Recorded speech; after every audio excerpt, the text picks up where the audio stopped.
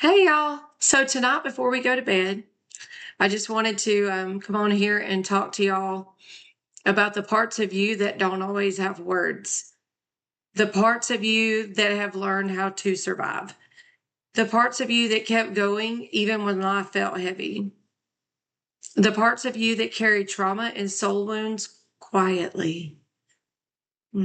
Trauma is not just the moment something happened. Trauma is the impact that stayed. It's the fear that shows up in your body. It's the tension you can't explain. It's the way you brace yourself for disappointment because, well, life taught you to expect it. And soul wounds, those are the deep places inside where life hit really hard, where rejection settled in, where abandonment left a mark, where betrayal cracked something inside you, where loss changed the way you breathe. These wounds, they don't just disappear with time. They shape how you think, how you love, how you trust, and how you see God. But here's the hope. God never leaves his children wounded. He always sends something to heal us. So, real quick, I just want to share a piece of my heart. Part of the reason why I walk with people through healing is because I know what it feels like to carry the pain that you didn't ask for.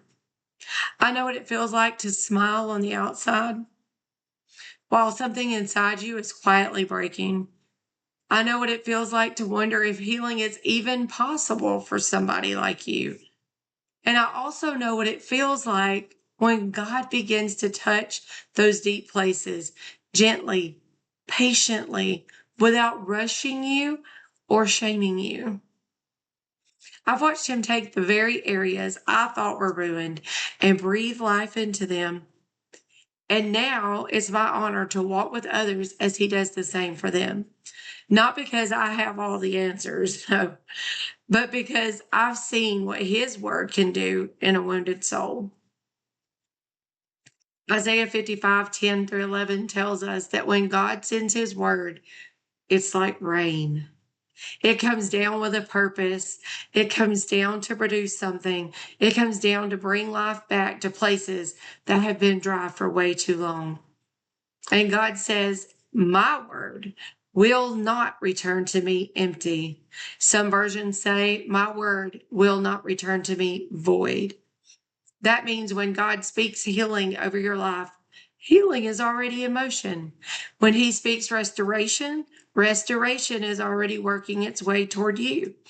When he speaks freedom, freedom is already breaking through the cracks. Your trauma does not get the final say. His word does. Psalms 107:20 says, he sent his word and healed them and delivered them from their destructions. One version says he sent his word and healed them and delivered them from their distress. Another version says he sent his word and healed them and delivered them from their grave. Just think about that. Delivered them from their grave. He didn't send shame. He didn't send punishment. He didn't send blame. He sent his word because his word carries his heart. Some of you have been trying to heal yourselves with silence, with strength, with survival. But healing doesn't begin with our effort. Healing begins with his voice. When God sends his word into your life, it goes straight to the places that you don't talk about. It goes to the memories that you avoid. It goes to the patterns you can't break. It goes to the wounds that you've learned to function with. And his word begins to untangle what trauma tied up. In Matthew 5:8, a man with leprosy comes to Jesus, broken, isolated, hurting, and says, Lord, if you're willing. And Jesus responds with compassion and authority, I am willing. One word, and the man was clean. Then the centurion comes. He says, Lord, you don't even have to come to my house. Just speak the word. This man understood something powerful. Healing doesn't require God to show up physically. Healing it requires God to speak.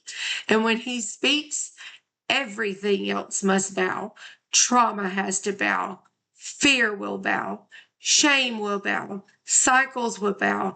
Addiction will bow. And soul wounds will bow. All it takes is a word from the Father.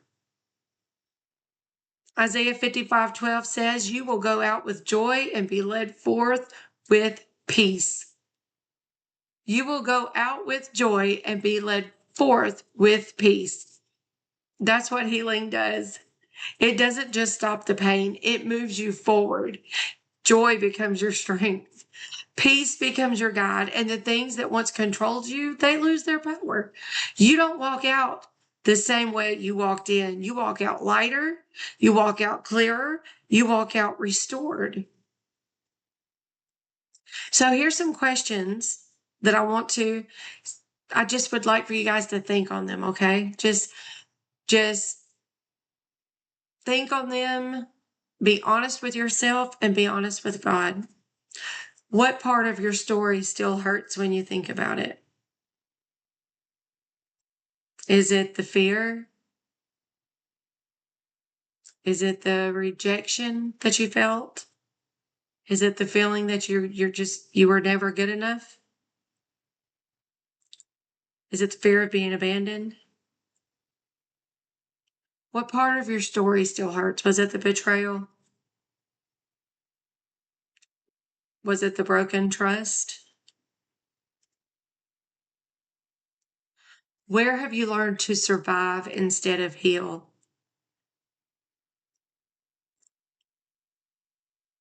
What emotions have you been avoiding because they just feel way too heavy? And what would it look like for you to let God speak into those places? And who can you reach out to so that you don't have to walk through this alone? These questions aren't meant to overwhelm you. They were meant to gently open the door to healing. Gently open the door. If something in you is stirring, if you feel the weight of old wounds, if you're tired of carrying things alone, if you know God is inviting you into healing, please hear me. You do not have to do this by yourself. Healing is possible, hope is real, and God has already sent His word to begin the work in you. Reach out, send a message, ask for support, let someone walk with you. Let God's word do what it was sent to do. Because when God sends His word, your story cannot stay the same.